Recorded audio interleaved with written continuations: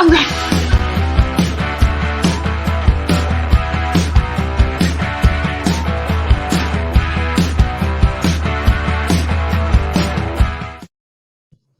Hello there. Hello, everybody. It's an all-new episode of Podro Pascal. Hi, everyone. Oh, we're off to a rockin' start. Hello, I am Rachel. And I'm Catrina. Hello. And this week, we're welcoming a new guest to talk about the 2015 film Bloodsucking Bastards, which was actually a requested film, and we are joined by one of my favorite people in the whole wide world, Princess Weeks. Hi! I am so glad to finally be on the Pedro Vodka podcast with my one of my absolute ride or dies, Rachel. Thank you for having me on here, and it's so great to meet you, Catrina. Absolutely. Thanks for being on with us. Yeah, so Princess, I'm going to put you on the spot and make you tell the people about yourself, because I'll just gush the entire time, so you have to do it. All right, perfect. My name is Princess Weeks. I am a co-worker with Rachel at Le Mairie Sue. I co-host It's Lit on PBS, which is a video series all about literature. I am a YouTuber under the name Millennial Pendulum, where I talk about pop culture, intersectional feminism, all kinds of nerdy goody things. Born and raised Brooklynite, living in gentrified Brooklyn, and I'm just very happy to be here because I too have a deep love for Pedro Pascal. I remember the first time I got eyes on him, and I thought, that's a man. And what a feeling it was. Oh, I love that. Princess, I do want you to tell Catrina what got you to watch The Mandalorian, because it is one of my favorite things about you. I'm listening. Okay, sorry, there's a delay on my end, so I apologize if I look like I'm not listening. I am listening to you guys. So I saw this TikTok, which was someone playing the part, and I want you to hit that daily thing that's singing in the back of my throat, and then someone dressed in a Din Djarin costume was like, and had the voice like, really? Good. And I was like, well, I gotta watch the Mandalorian now, because now I am WAP. So I watched it and I was like, wow. It's funny how someone can have such BDE and you can't see their face, but it's Pedro Pascal, but also it could be anybody. It doesn't actually matter. Like, honestly, it's quite like anyone could be this hot if they sounded like Pedro Pascal, which is a gift that Pedro gave us, that we could just like hear his beautiful voice and picture like a huge man in a suit being both daddy and daddy. And I mean, what a gift. What a gift. Mm-hmm. It was the greatest little, I had been watching and covering that show for 2 seasons, and Princess was just like, hey, I found this TikTok, I'm going to watch The Mandalorian now. And just sent it to me, and I was like, yeah, great, I'm glad that's what got you in. I love it. Yeah, no. I remember when that TikTok was circulating, and it just like hit almost every single one of my group chats, including the ones that were not about thirst. Like my absolutely regular like Among Us group chat was like, have you seen this before? So because it's the can't blame you. It's the good, and you're like, oh great, okay, what are we doing? What do you want me to do? Yeah, and there are so many, you know what, not to derail us for the episode, which is about blood-sucking bastards, but there are so many lines that he has in The Mandalorian that you could just take out of context and send to a Mandalorian cosplayer, and they make TikTok art out of it. And I appreciate that. Very true. So, Catrina, tell the people how you're doing. Oh, I'm doing great. I just moved into a new place. There's nothing on the walls, so if I sound like I'm in a cave, that's why. But otherwise, I'm super tired and very relieved to have been moved. And my cat is no longer crying, so like it's just all good. All we did was move upstairs, like.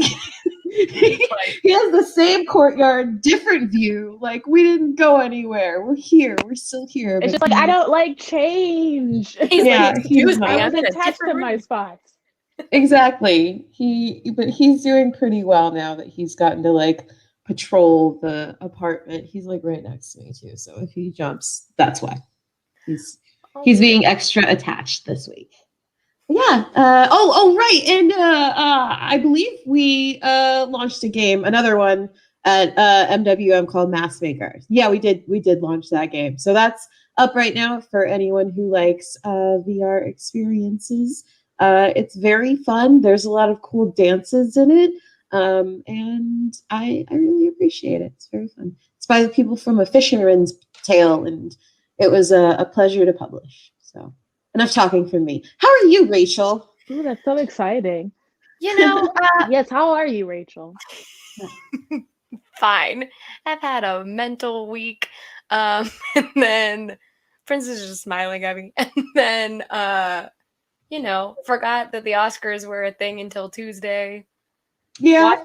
Watch The Father, which if you have a sick dad, maybe don't. And did think my cat ate a Tylenol yesterday. So he now hates me and my roommate because we just kept opening his mouth to see if his gums were changing colors. And he's like, I didn't eat the damn Tylenol. Can you let me go? Like, I didn't do it. I don't want to be here anymore. Aw, He's trust fine. issues. Yeah, he's fine. I watched Mortal Kombat, Fatality, Oh, HBO Max. yeah. That is a word that exists in the English language. So, Mhm. HBO Max. But yeah, how exciting of a person I am. Mm. I'm just No, like, I envy completely normal weekends. I am excited to get back to those hopefully next weekend. So yeah, if I could trade places with you, I wouldn't because it's been very hard. But I did watch Mortal Kombat also, and I thought it was fantastic and campy, and like I didn't expect anything from it but a campy ass video game movie. So I got what I wanted. I was like, I kind of went in expecting like Dragon Ball 2001 quality, 2010. I can't remember when that came out. It was a blur to me. So It's not that it exists, like 2000, like 8 or 9, but still terrible time. I was like, that's Princess's expertise. She knows all that stuff. I'm always like, I trust you. You just tell me what I should enjoy out of it, and I will. It felt like it was made at that standard, and that's why I enjoyed it because it was better than that. You know? I didn't realize I knew as much of that game as I did until like they were in the beginning punching each other and like the blood was splurting, and I was like, that was from the game. I remember that where you would like just punch somebody and blood would go everywhere. And that was my contribution to the conversation of Mortal Kombat. I was like, I remember that from the game. Yeah. Yeah. I'd been covering Mortal Kombat at the Mary Sue because the latest incarnation of the game has been so good about like having the characters have ethnic features and like really trying to be like inclusive but still fun. So like covering it from there and then coming to the film where like they got like every hot Asian man and of course Makad Brooks like shirtless most of the time. I'm just like, what a lovely thing for me. Like I'm still attracted to men in 2021. What a revolution. I'm just like, so I would marry all of them except Kano. Although Kano is hilarious, a problematic babe. But I was just like, I hate you, Kano, but I love to hear you say dirty words.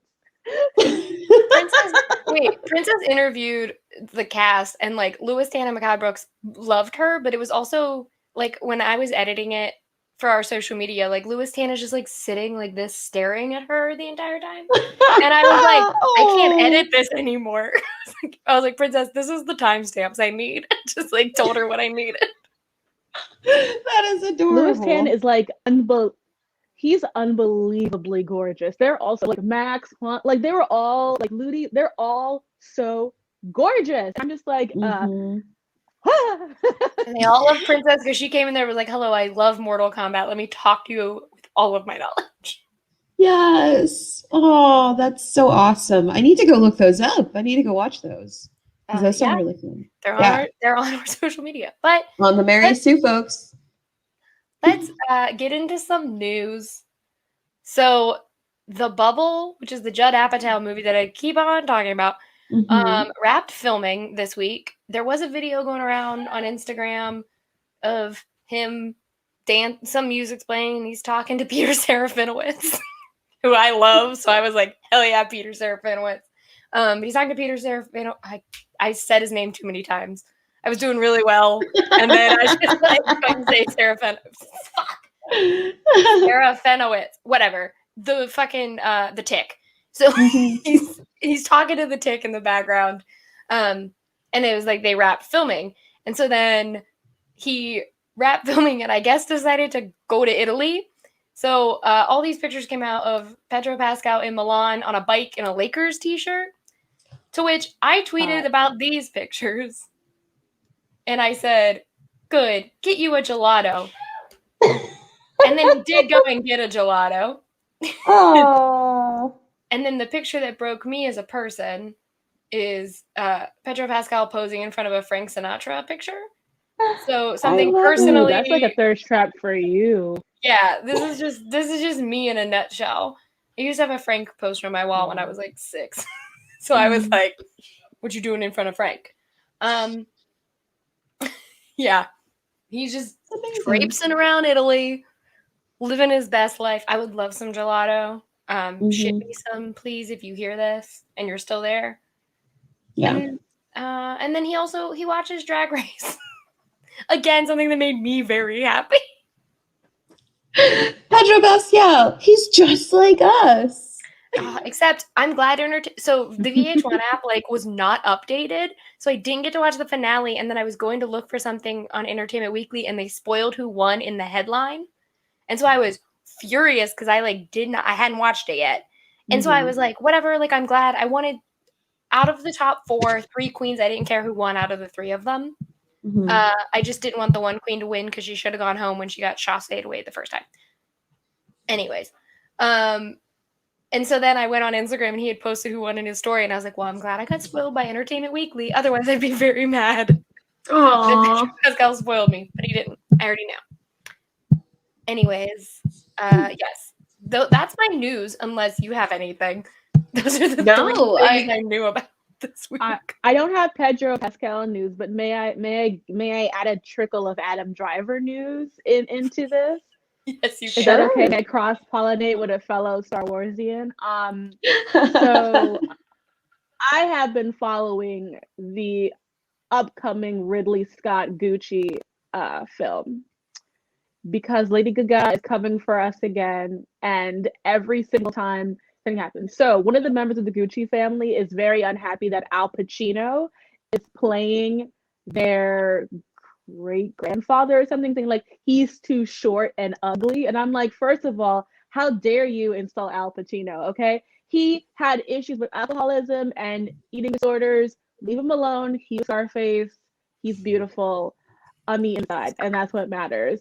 Also, I finally saw some pictures of Jared Leto in it, and I'm like, I can't believe he's playing Adam Driver's father, and he's wearing a fat suit, and I'm just like, why couldn't they get literally anyone else? And then Selma Hayek is in the movie as well. Love that for her.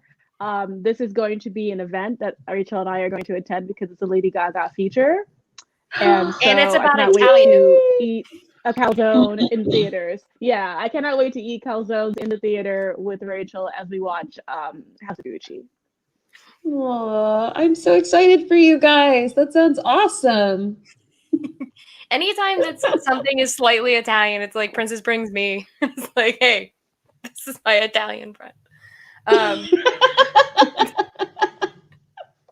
Oh my god, that reminds me of that thing you posted today where that woman made with Prego spaghetti First of all, don't sauce, use Prego. If you're using Dan, you use Rayo's because it's at least from a restaurant. But you don't use Prego. Oh, don't even get me started on that. And then you put a bunch of meatballs on one side and then the spaghetti on the other side, and then with the salad just on the counter. Insane. It's insane. I could not. I'm sorry. It's wonderful that you think you can cook on your counter like that. Maybe there was a mat which I didn't see the edges of, but either way, I don't know. My post-pandemic brain is just oh my god. Even it sucks because like a part of me misses certain types of food where like you do have to spread the platter out and the table like grabs at the pieces of food and stuff. But like you don't do that with Italian food. No. You don't.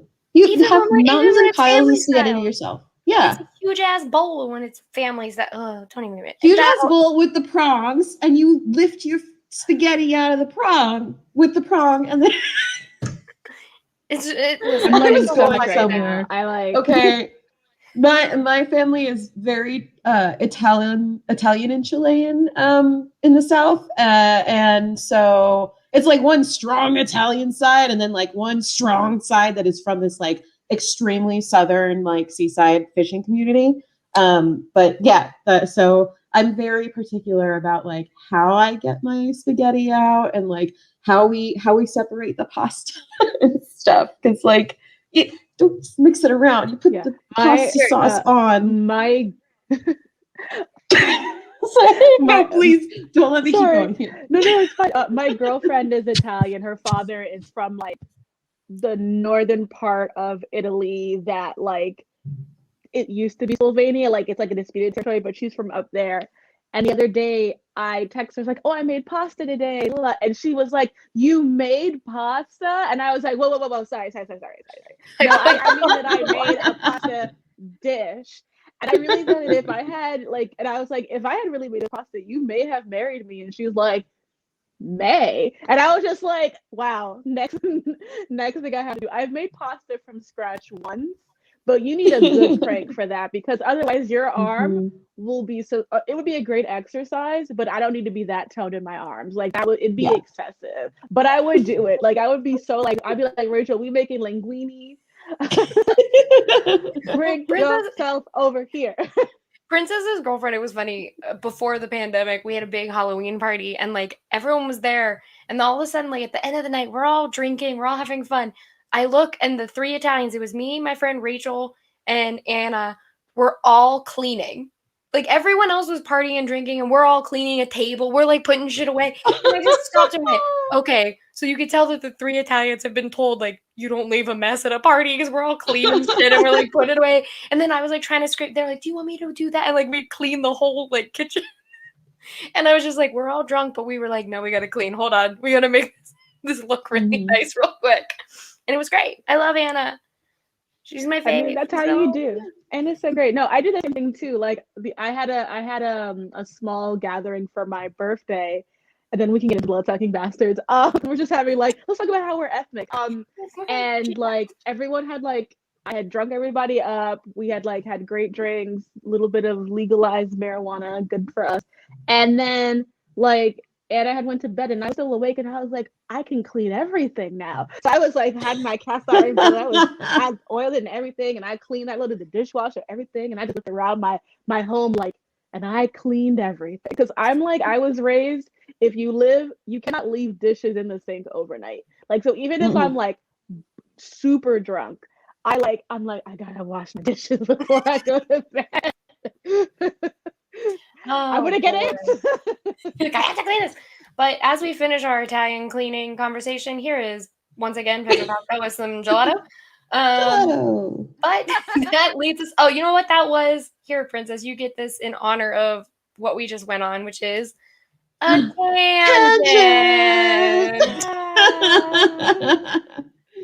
Oh yeah. But so we watched by request the 2015 film Bloodsucking Bastards. I had heard it was not good, but as a comedy fan, it's very much a bro-y comedy that I enjoyed. It's nonsense, but fun. Yeah. And very quick. I expected it to be way more excruciatingly problematic than it is. Like every time somebody says something that's wrong in the movie, someone else says that it's wrong. So yeah, like I like it's not perfect, but like they corrected. Like there were like 3 times that I was like, ugh, and then like someone else was like, no, that's shitty. You shouldn't think that. I was like, oh, okay, thank you. I don't have to do the work. You did it. I just enjoyed this comedy. Exactly. Yeah, there was a whole scene where I'm like, this is either going to be transphobic or aggressive. It's like when you watch Life of Brian, how they have that whole section where like they're talking about gender, and you're like, wow, I know that you're like being a parody, but like this is very progressive of you. What Monty Python's Circus, whatever you guys are called, like good for you. Yeah, like I definitely like my biggest complaint about the movie is honestly like I had to wait like a good 20 minutes before Pedro Pascal came, and I'm just like, Yes. he's top billed. I'm seeing the guy from Dollhouse and Cabin in the Woods, and I'm like, I see Ginny Goodwin's ex-boyfriend, ex-fiance, but I'm not seeing Maxwell Lord himself. He is very Maxwell Lord in this movie too. Like he rolls in, in like his audition like, tape. Like he just like, oh, you guys, he's like, I'm gonna send Patty just this little thing. Like, see, I could do that.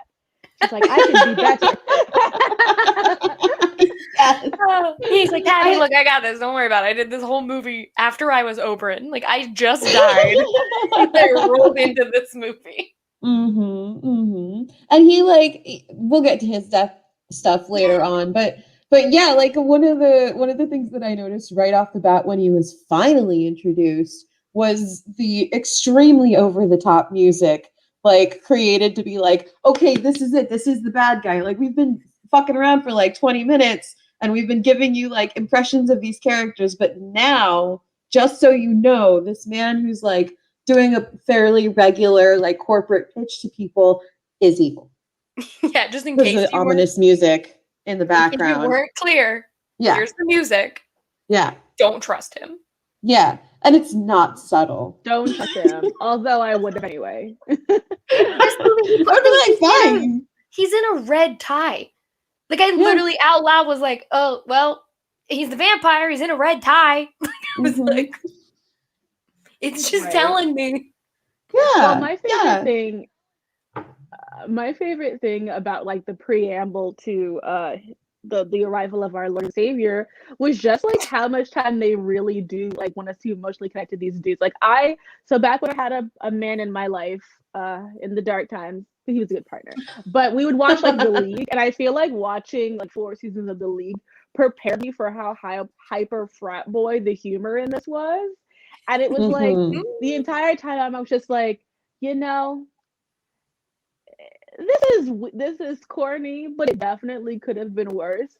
But I will say like the moment that I was most related to was Amanda talking about like what happened between her and what was his name again? What's the Steve? Was it Evan? Kevin. Evan. The Dollhouse, Evan. The guy from Dollhouse. Evan. Dollhouse, yeah. Yeah. It's Evan. Evan Sanderson, because they call him Colonel Sanders, and they like giggle about it. Yeah, I was like, okay, sir. But like when he said no, when she said I love you, I was like, oh yeah, she should have killed you for that. Like dead ass. Like that you deserve whatever happens to you from then on. Yeah, you deserve to die. Yeah. There's that scene where like she gets confronted about it by like what's his name from Cabin in the Woods, right? Or what the guy, the other blonde guy. Oh, the guy who looks like Dax Shepard but is not Dax Shepard? Yes! I seriously thought he was Dax Shepard, but I was like, no, his face is a little too small and like round and stuff. Yeah. But like when he starts talking to her and like I'm like, oh my God, is he really gonna guilt trip her? And then when she like tells him, like, no, this is how I feel, he's like, oh, okay. Like oh, you know. Yeah, this movie. Like, they have an actual conversation, which was really surprising given the context of the rest of the movie. I'm like, oh, I can't believe they're like talking like human beings to each other. Right. Yeah, this movie. So like, I'll do my very quick rundown because there's not much to go through with this film. I was supposed to make a graphic for this, you guys, but instead I'm just there's a graphic. Yeah, there. It's a rundown. It's my rundown. So basically, like, we see a corporate office. It's basically like everyone's basically dead. I said basically so many times. Everyone is dead inside. They're playing games. That no one's really doing their job. They don't care. So then Evan, the guy from Dollhouse and a really bad Midsummer Night's Dream that I just watched, is like, he thinks he's going to be sales manager of this company. And he's like, oh, I got this job. Don't worry about it. He and Amanda, who is head of HR, used to date. As we've talked about, she said, I love you. And he said, no, to her face. And so he's upset about it, even though he has no right to be upset about it. He said no. Yeah. And so they're about to announce like who the sales manager is, and like we've already gotten little hints that something is afoot, because I cannot remember where the guy is from, but like an intern shows up, and I know who that man is. I can't remember what I saw him in though, and it's gonna drive me crazy. An intern shows up. He goes to throw the trash out, and then like he's like, ah! And then it shows a blonde guy in a car. Anyways, that's important for later. So then, Evan thinks he's getting a promotion. The big boss is like, and we have our new sales manager, and it's Max Phillips. And this bitch rolls in with a pair of fucking sunglasses on in the middle of the goddamn day and rips him off like, hello, it's me. I'm in California dreaming of how we used to be. Anyways, so the whole movie's like Evan basically feeling sorry for himself because he didn't get the promotion and like blaming Max while also realizing that people are getting killed in the office and no one believes him. Like he'll be like, no, did you not see Chris was dead in the bathroom? They're like, nah, it's fine, don't worry about it. And then there's like one cop who I think his name's Frank. There's like one Frank, cop who like finds blood in the bathroom, goes, I believe you, and just like holds up the blood, and then they're like, all right, we're boys the rest of this movie. We believe each other that something is going on. And so like Max Phillips just keeps kind of fucking up Evan's life because they used to be college buddies, and Evan, I guess, fucked him over in college. I wasn't clear on like what happened there, but something went. Oh no, It was his girlfriend. Evan's girlfriend. Yeah, Max slept with Evan's girlfriend. Listen, I'm so sorry to that man, but if like Pedro Pascal walked into a room, I'd be like, "Hi, what's up?" Yeah, I'd call him and be like, "Hey, do you want to join? Like, you know who's here? What's up?" But so then, Evan has to work late on some project, and he's working with his one friend, and he's like, "Oh, we didn't get the reports from like June. Go downstairs and get them." And so the guy goes downstairs and like thinks that one of the the receptionist is hitting on him, when in reality she's trying to turn him to a vampire. And so like Evan realizes like, oh no, vampires are taking over the office. So he calls Amanda. Well, first of all, this happens when they find their dead friend. So he's in a red tie. Again, if you didn't know that he was a fucking vampire, this red tie probably helps. And so then he calls Amanda, but guess who answers Amanda's phone? This man on a couch. And so then movie goes on, bunch of shit happens. Bunch of shit happens, only to discover that like the whole plan all along was just to turn the entire office into vampires so that their productivity goes up. Capitalism. Yeah. And, like, capitalism is the real enemy in this movie, guys. It's not the vampires. No. And so then like Evan, his not Dak Shepard friend, Frank, and Amanda are all like, yeah, no, we're not doing this. We're going to leave. And they think they can just leave. I mean, they eventually do, but they think they can just leave and escape a bunch of vampires. And they obviously win. And they go on to live their life and just walk down the street of some street in California covered in blood, and no one says a word to them, and it's fine. And that's Bloodsucking Bastards. There's more pictures I figure we'll show when we get into it. But, like, look, it's a fun, dumb comedy. Yeah. And a tight 90. So, a great way of wasting time because it's not that long. Yeah, I think, like, any movie that is, like, 85 minutes is like already can automatically gets like 2.5 stars from me no matter what, because I'm like, you know what, this could have been that, but you were short, so like it just makes you better. And I think I was never bored watching it. I was like I know how this is going, but they had really witty banter for what it was trying to do, and I felt like for what it was trying to be, it was like a perfectly serviceable campy vampire film. So I was like, you know, this is fine. This is fine. I don't know why anyone would think of it as trying to be something deeper than it is, besides talking about how capitalism sucks. But like, That's great. Love that for us. Thanks, Pedro Pascal. Thanks, Pedro. You told us capitalism sucks twice now. Yeah. Possibly He's very even more anti-capitalist. times. Yeah, probably more. Like his whole career is like, hey, capitalism fucking sucks. But yeah, like every time I think of like one, I'm like, this is like, what is he doing? Like this is a scene in a movie where they're talking about like how they're all vampires, and like this bitch is like, I'm gonna try and break open a peanut. Like, what are you doing? He's always doing And he like has subtle super strength, stuff. so like He's just like, I'm gonna sit over here like this, and then like, so in that scene I just showed, the boss is like, "Yay, I'm the last one he's turning into a vampire," only to learn that he's gonna get murdered by the vampires, and he breaks his neck, and so then here's Pedro Pascal just sitting at a desk. He's a Like, little boss. hot. Yeah, it's hot. That's the problem. Is like this whole movie, like every time he's like, "I'm a villain, I'm a vampire," I'd be like, "Turn me then, bitch." Yeah. I would have just Right. been like the first one to be like, all right, cool. Set the meeting up. Send it to my calendar. I'll be there. Yeah. Oh, what day? What day are Right? we Just like chilling? let's iCal. Yeah. Yeah, it's like in your Gmail where you have to say yes or no. Like you agree to this meeting. It's like, yeah, I agree. Let's go. Like turn me Let's already. get turned into vampires. Why not? 2:30 Tuesday.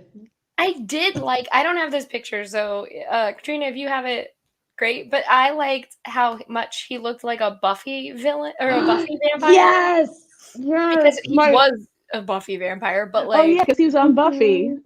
Yeah. Let me see if I can pull it up. Yeah, it was like a cool little callback, right? yeah, In a way. I don't know if it was intentional, but well, because the one Evan is a Whedon boy, and then he straight up looks like a Buffy vampire. But he was Eddie. I remember that because I looked up while I was watching that episode and was like, was that Pedro Pascal? Here we go. Pedro Pascal as vampire Eddie. Let me pop it in here real quick. Yeah, I was actually just watching this episode with my friend yesterday. Here we go. Yeah.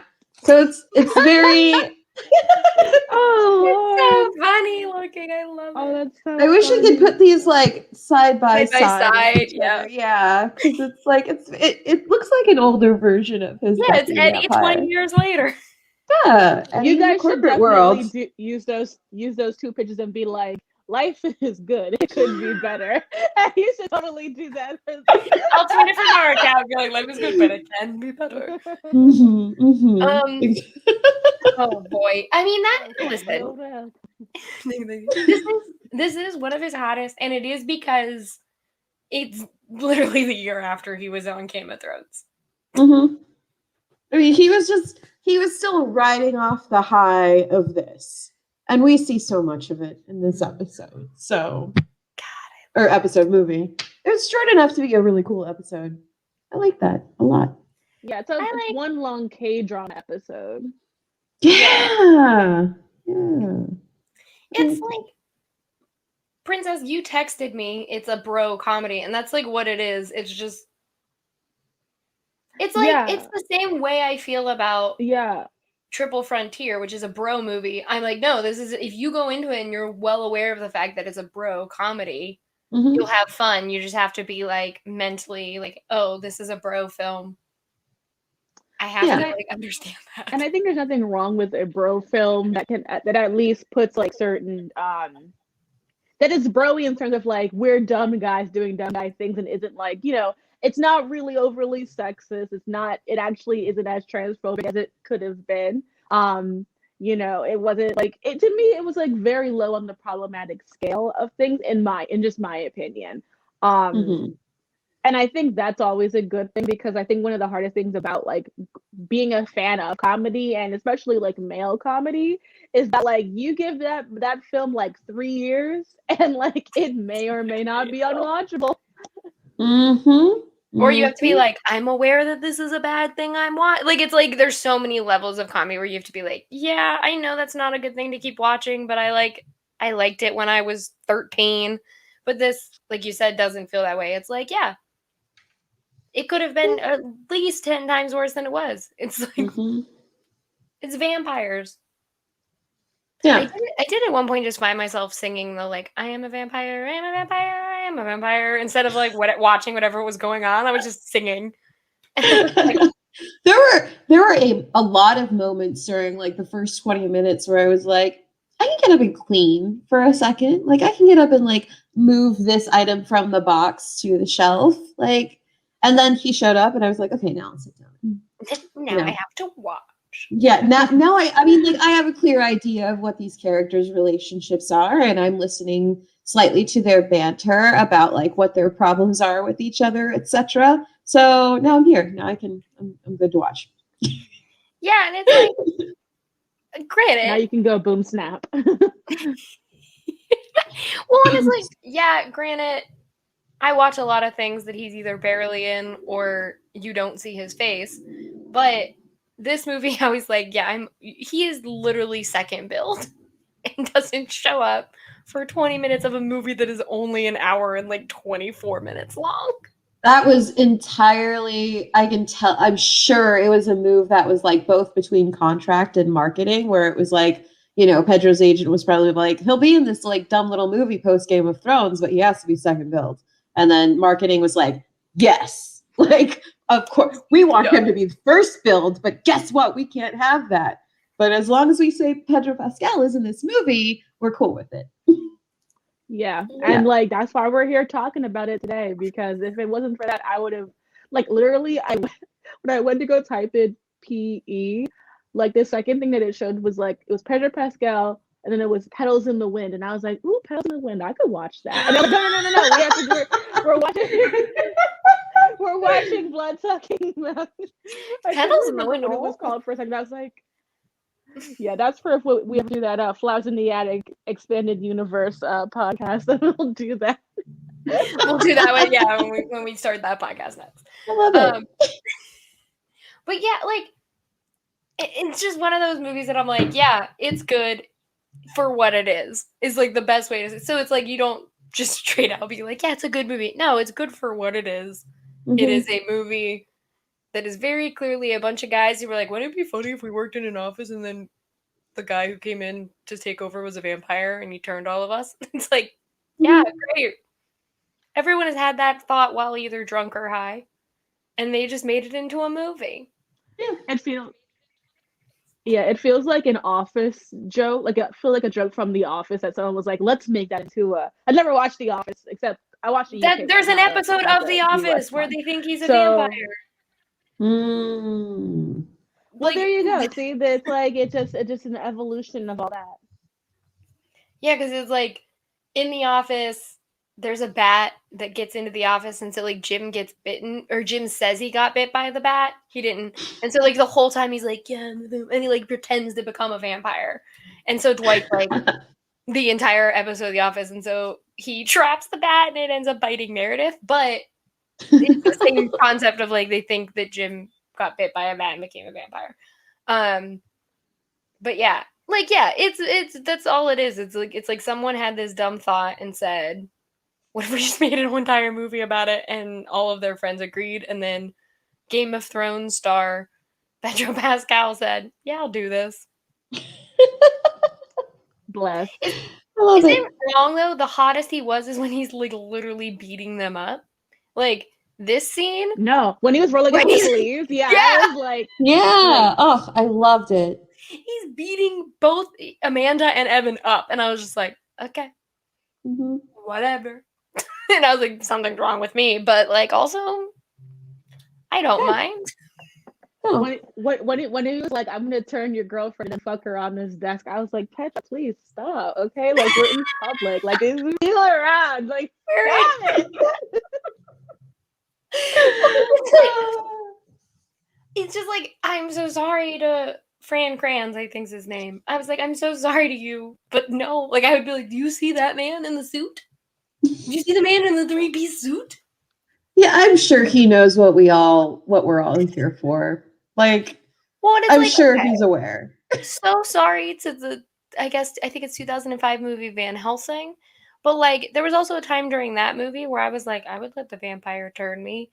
sorry, Hugh Jackman. Like, and it's like, I don't know what it is about vampires. I'm just like, wait, that guy, that I didn't the care. Dracula in that movie was not didn't have that kind of drip, Rachel. You should have I would I not was agree with you on young. that. It was a vampire. I was young.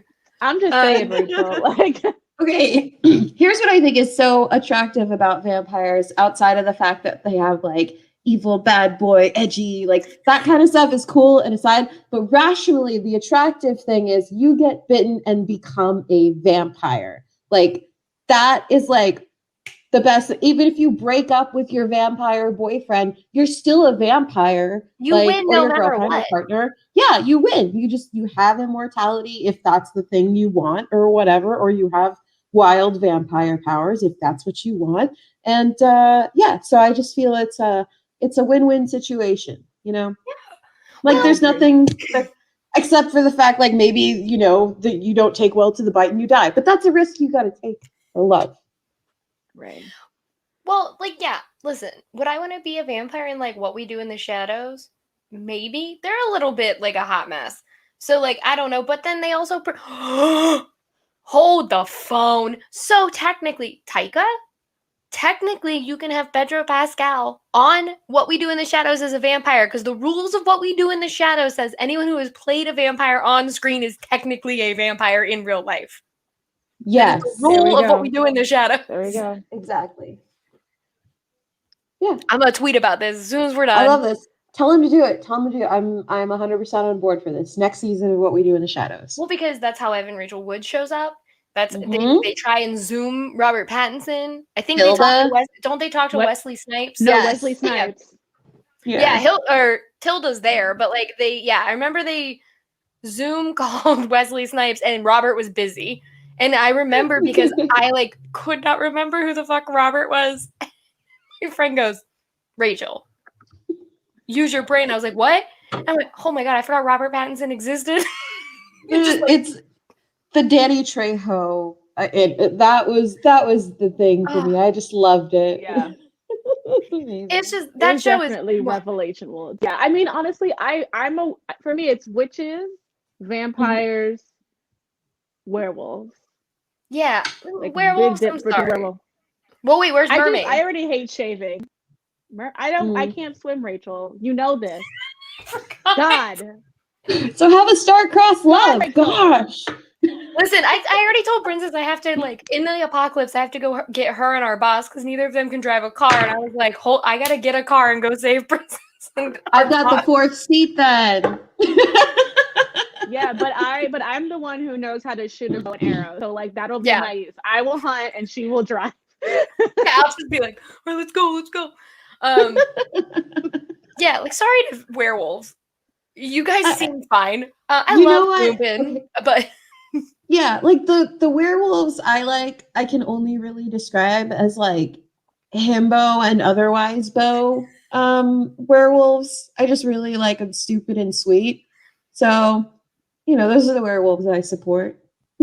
yeah, I like dumb werewolves or werewolves that whose boyfriend's name is Sirius Black, who is a dog. Those are the only werewolves I care about. Other than that, I'm like, I don't care about your life. Actually, no, that's a lie. I do like the werewolves from What We Do in the Shadows, how they fight with the vampires, and then werewolves, not Stu has to become one. Oh, Stu. Yeah, I care about Stu. But yeah. So what I got out of Bloodsucking Bastards is Pedro Pascal in season 3 of What We Do in the Shadows. Mm-hmm. Yeah. I'm not wrong. But yeah. Any other thoughts on Bloodsucking Bastards? I mean, like for people who are scaredy cats in horror, which I am, this is actually there aren't that many, if at all. I don't think there are any jump scares in this movie. Like you're always kind of let into exactly when someone's about to die and stuff. So it's a really fun little romp for people who like don't like super scary horror, but still want to like watch a fun, scary, super bloody movie. Yeah. Oh yeah, so bloody. Totally yes, so bloody. Fun bloody. Because like I never went back. Hold on. I am gonna YouTube chat. I'm gonna look up why I know that intern. I can't Okay, spell. Rachel, the light is hitting you in your room and you look so lovely right now. Yeah, My God, look at Thank that you. glow. glowing. This is what Mhm. happens when we record at like 4 something on a Sunday. Yeah. I I know. Oh, love I'm We it. were surprised getting the I've same never. sun. I'm surprised I have Oh. never sang Sunday in the Park with George prior to this moment. I was just like Sunday by the blue, purple, yellow, red water. Oh, so Where I've been watching The Nanny. Oh, sorry. And it's just like Yes. the No, please amount go of on. I'm Broadway listening. stars they get on that show is insane. The amount of Broadway shows they get in that show is insane. Like they had the woman from Gypsy, who won in like 1990 or 1999, won Tony. And I'm like, how did you get this person on here on your second season? And like when she leaves, she's like, for me. And I was like, I understand that reference. So I was just like, I I've love been like, it. The Nanny is my comfort show. So like that's what I watch when I feel like I have like agita. I'm like, let me watch The Nanny because I can't Mhm. bear to finish these last two episodes of The Sopranos. So I like watching The Nanny instead on HBO Max. Oh my god! Yes, I So love The Nanny. I've been marathoning it a lot lately, and like I think my favorite, but the weirdest cameo so far that I've seen is Lamb Chop. Um, Yes, the yeah, the Lamb way they Chop cook so cute. episode. I It's forgot. I cute. listen. It's I weird, love but lamb it's chop. cute. Uh, I fuck with lamb chop. Like, I still have my lamb chop doll somewhere. I love lamb Mhm. chop. I told my mom if she found it, it was not to go to my niece, who is a baby. Mhm. I literally told my mom my niece does not get my lamb chop doll. I was like, that is mine. Because Aw. my mom is like trying to give my niece all of my toys. I'm like, what happens when I have kids? You've given them Mhm. all my stuff to her. She's like, well, she's a girl. I'm like, okay. But I was like, lamb chop is mine. Lamb chop stays with me. Uh, but yeah, I'm also rewatching The Nanny. I texted Princess because I like put it on, and like every time I want to watch it though, it has to be late at night because that's Mhm. like how I remember watching it as a kid. But why we were having this tangent is because I was looking up Jack the Intern. Jack the Intern was on the Crazy Ex-Girlfriend. That's why I know him. That is one of my Oh. favorite television shows Mm. ever made. And I was like, Mm. I know this man. Why do I know him? Very nice. He was on a great television show. But yeah, there was one other hop. This part was hot, where he's just like not paying them any fucking mind if they've killed like a bunch of fucking vampires. He's like, I don't really give a shit. Mhm. Yeah, I don't care about you and your he's kind. like playing Best Fiends. Yeah, he's like, I'm playing Snake on my phone. It's 2015. Um, but yeah, so that's Snake. Oh my bloodsucking. God. Yeah. It was, it's a fun romp. Quote that on the back Fun of the romp. DVD. It's a fun romp because it's a vampire romp. Nice. I'm doing so well today. But yeah, it's great. It's fun. It is whatever. So let's get into wait. Do we rank or do we do Yeah. my song? We rank first. Yeah, I think we rank first. I think that's what we're up to. Okay, hold on. Let me Do pull we really that do up. it the actual order of our show? I'm like, I don't fucking know. I do my best. What? Okay, Rachel, what's your rank? Oops, not that one. As always, No, okay. 10 JK. out of 10. Yes. Listen, yes, are there things that didn't need to be in there? Sure. They try and like fix their problematic elements by having someone call them out, but like it's a comedy from 2015. It aged better than most of its kind. I will say Cool. that. Yeah. Awesome. Well, I fully agree with you, but also my rating is a whole bunch of vampires. I just really like this fun little vampire movie, but I guess I can't really rank it because I don't want to be mean to it, you know? Wait, we didn't talk about I love that how he became a vampire was he got kicked out of college and then just went to Romania and became Right? a vampire. Hey, well, he said, He got yeah, bit like by the Sebastian only, Stan. He's like, yes, Stan made him a vampire. yes, exactly. It's my Yeah, because he like, headcanon for blood-sucking bastards. oh, I love it. Oh. Yeah. What about you, Princess? What do you think? I think I would. All right, I'm the copy, so rated out of 10, like Rachel. I would give it 6 bloodstained shirts out of 10 because, like, definitely not perfect. I think in terms of like campy odds horror, it's definitely like very solid. It's over really quickly. Everyone is like appropriately douchey charming, and Pedro Pascal is super duper hot. And by the time you could probably get bored, the movie's over. So that's a solid 6 out of 10 bloody shirts for me. Boom! 6 out of 10, everybody. Boop, boop. We don't have a bloody shirt emoji yet, but you know what? We really should. You know, in Should. theory, it's there. I'll allow it. And, Get on it, emoji makers. Get on it! Now, in another get on it move that we need people to do, we're going to go to my favorite time where now I have to sing. Excuse me. Stash, stash, stash, stash, stash, stash, stash, stash, stash, stash, stash, stash, stash. The stash on everybody's lips is gonna be Pedro's. Gosh, I hope that timed well in the actual recording. With the broom. Yeah, I think it did. But so my favorite look in this movie, there's no stash yet again. I'm sorry, for the second week in a row we have picked a movie where he doesn't have a mustache. You know what? You guys asked for it. So yeah. Here we are. You know what? So first, here's my stash pick. I'm sitting in front of Frank Sinatra. Perfect. Again, to specifically me. Pedro, if you're listening, please tweet at me what your favorite Frank Sinatra song is. I want to know. And who your favorite drag queen is. Anyways, but in this movie, the hottest he was is when he's taking off these fucking sunglasses. Just like, oh, hello, I'm the boss now. And yeah, I don't know why. I liked it a lot. He's hot in other parts of this movie, but like that was the one I was like, I'm interested. Yeah. Carry on. I guess my stash of the week is a bit of a flashback to New Year's Eve. I was just thinking about this one while I was packing away the shirt that Rachel gave me, which is an outline of this image. And so I just made that my stash of the week because it's a stash with a bonus stash and beard on Oscar's part. And it's maybe something's wrong with me and my mental state, but like I sure do love a guy drinking a beer. Anyways, it's always been hot. I don't understand it. I don't want to unpack it.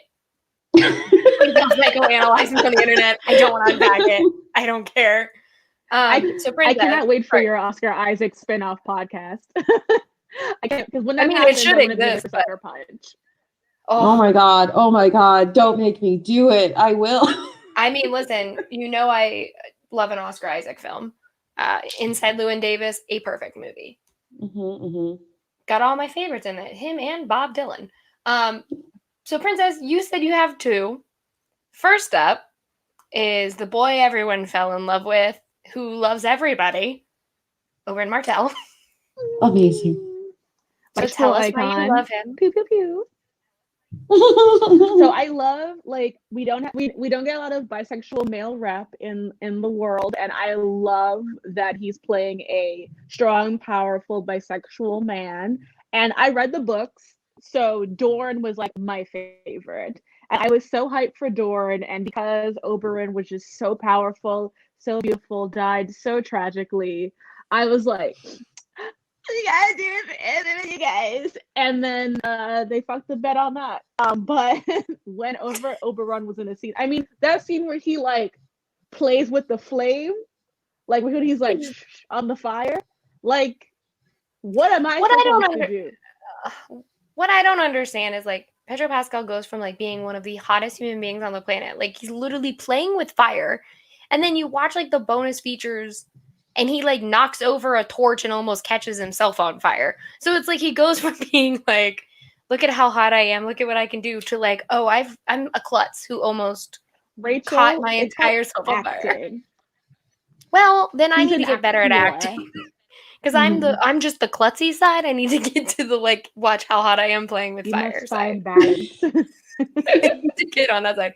And then you also said, I forget exactly what you texted me, but it was really good, about Din Djarin. You also Oh, God. said I think that your choice was Din Djarin. Love it. like he's just so hot. I think it's because he's a dad. It's because he's a daddy. That He's a TikTok space really got daddy. into my brain.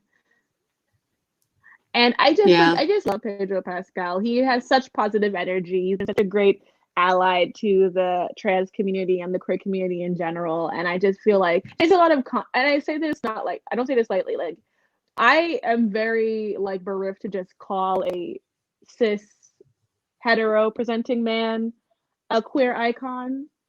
But Pedro Pascal to me is a queer icon because he walks the walk, well, as far as an ally can be, and talks the talk. And I think that's really great. And I just, I love him so much. But I will say the statue put in about him and Oscar Isaacs, like that is the creme de la creme, because that is like the unicorn that you want to be a part of. It's like, please let me be up there. Please let me in. Let me in. Yeah, you're your Eric Andre, like, just like grab. It's like let Andre just like let me in. That's me and Princess next New Year's when they have a party and we can all go outside. Princess next and be like, let me in. Yes. Yes. Exactly. Yeah, I just listen. That whole friendship broke me on New Year's Eve. Granted, like I was still at home because of the pandemic with my mom, drunk by myself. Saw that picture and was like, I thought I made it out of 2020 safely. I did not. This picture had finished me off. It's on my phone. I'm gonna get that picture framed on my wall, I think, maybe. Why not? I mean, it's YOLO. just like they've been friends since like college, right? I don't know. Oh, wait, I just did a bunch of research. Schools. I just did a bunch of research on this because of Vanessa Carlton. Oscar Isaac was at Juilliard from 2001 to 2005. And Pedro was at NYU, I think, in 97. I know this because Vanessa Carlton said that 1,000 Miles is about an actor who was at Juilliard that she had a crush on, and she's bisexual, and so everyone was like, all right, we have theories. And so I said it was Oscar Isaac, but then I was like, it could have been Elizabeth Reeser or Jillian Jacobs, and I guess then or Jessica Chastain as well. But like a lot of theories, but also I think Anthony Mackie was around that time. There are so many people who went to school at that same time that it's batshit. Like how many people were at Juilliard and NYU that we all love now in the late 90s, early 2000s. Watching somebody who retired to be like a homemaker who is like living in Gary, Indiana, like, oh my God, that was about me? Like she said they're famous. That's why she won't say it. Like, okay, all right. The person that the song is about is famous. And so she was like, I wish it was someone who just was like, oh, I went to school. Shout out to Gary, Indiana. I wish that was the case. That person was just like, yeah, I quit acting, but whatever. Can I just add the real reason that there are so many reasons I'm thankful to Pedro Pascal, but the main reason is before Pedro Pascal, Rachel had the most basic taste in men that I loved and respected her for. And when she fell in love with Pedro Pascal and Oscar, I was like, finally flavor. I was like, finally saison. And I just was like, and since then I have been so grateful for these men. Not that her white men weren't cute, because Sebastian Stan, he's been doing it on Falcon and the Winter Soldier, trying to be a Wilson real good. But I was just like, Rachel has seen the light of other, like, even though they're white Latinos, but like, there's just something different than just a blonde-haired, blue-eyed man. And I'm just like, first of all, how dare you? I've never liked a blonde. I want to thank you. Never liked a blonde. How dare you? What is Sebastian Stan? What is he, a brunette? A brunette. Is he? All right, he do got brown hair. All right. Whatever, brown hair, blue eyes. It's all the same. White. The whitest of whites. Okay, he's from Romania where vampires were. He did the Pedro Pascal. Stop it. Yeah. Well, in my defense, it's gotten worse because it was like I loved him in Game of Thrones and on, but like it got worse during the pandemic because I was just like, what else am I doing? Just watching all of his things over and over and over over again. But yeah, No, you have great taste, but your taste has gotten even greater. thank you so much. Yeah, Mhm. good old Pedro, who I write about all the time as Mary Sue. When in doubt, I'm like, At the Mary Sue, everybody. Check out the Mary Sue. where the two of us just do whatever we want. I'm Mhm. Princess's hype woman 90% of the time. We went, this is also Pedro adjacent because he's in the movie, so it counts. We had press for if Beale Street could talk. And so like I was like, I shouldn't be doing these interviews. Like I just want to go see the movie with you and then like I'll take pictures for Instagram. We were the only two people who came in with like a posse of two to these interviews. Princess is like talking to Barry Jenkins and I'm literally like a proud mom like this in the corner. Like I was like, oh my god, you're doing so well, Prince. And I like took pictures in every room because we were like, The whatever. the pictures are so good. I felt so happy. Well, and then they never set up the video, but it was such a good interview. And like Barry Jenkins loved you, Coleman Domingo loved you, and we were just like, whatever. We're rolling into these interviews. Tootie. Love it. It was great. But yeah, it was if Beale Street could talk, and I was like, that's adjacent. He's in that briefly. Yeah. Oh, And Diego love Luna, that. I think, too. Diego Luna's in it, yeah. They're both in there, but Icons. he's not Now bad. I'm just back into the hole where I'm thinking about what would have happened if Cassian and Din Djarin like met. They Because can. Din's old enough. Din's old enough, right? He's like 40 something in The Mandalorian. Yeah. Oh, so don't threaten me with a good time. I was looking for my when I said he's not behind me, I didn't mean an actual person. I was looking to see if one of my Cassian Funkos is over here, but he's on my window. Time-wise, it works. I think they should have been friends. They would have been. Sorry to Poe. Poe, you're not born yet. He's or not you're born yet. He's He's like born, a little baby. Yeah, he's like a little baby. He's like in The Mandalorian. I think he's around that time, like 7, 8, 9, 10, something around there. A child. Sorry to Oscar Isaac, you don't get to come and play. But yeah, so that's Bloodsucking Bastards. Yay! We watched it. Woohoo. Oh my god, I am being blinded by the sun. Well, it looks great on you. It does. You look beautiful, darling. Oh, thank you. It's really hitting my pointy chin. But yeah, that's a movie that we watched. Sure was. And it was fun.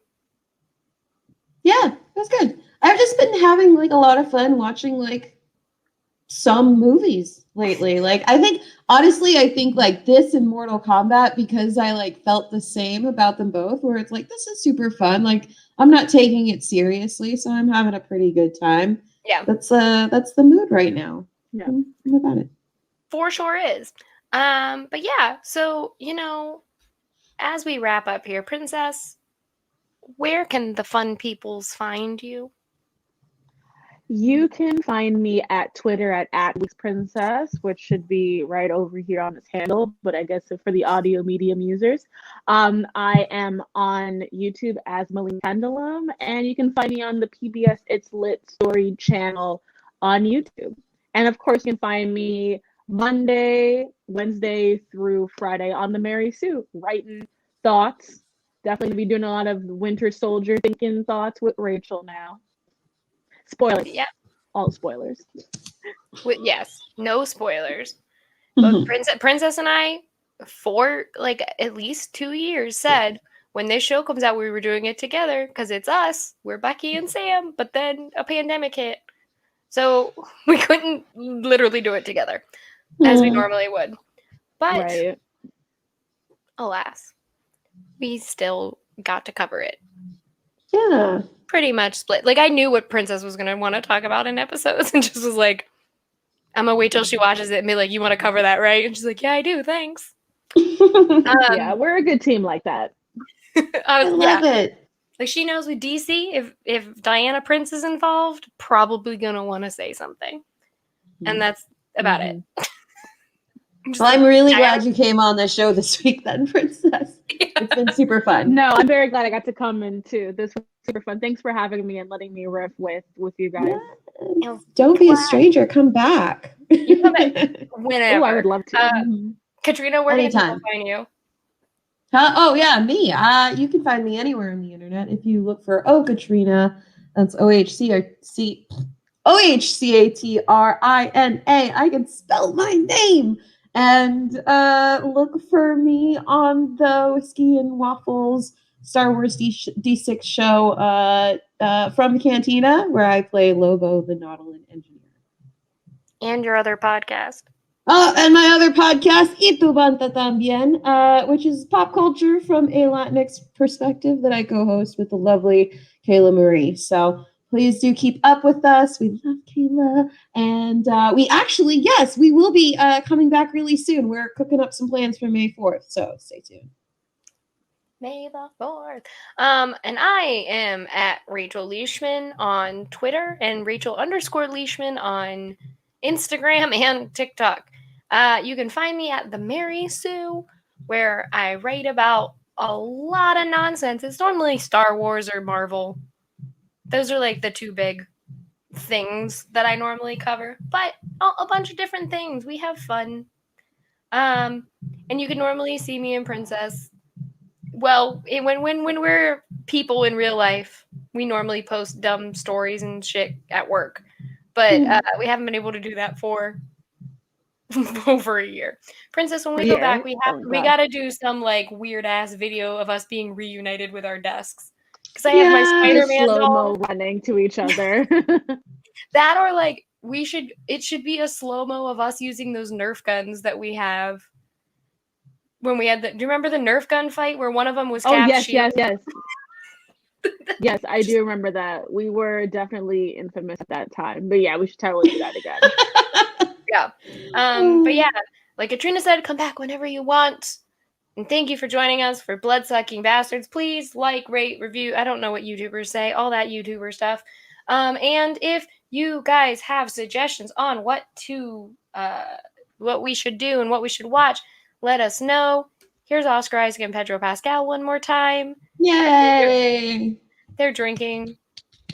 If that's something you enjoy, go and do that. So should we. And on that, bye. Bye.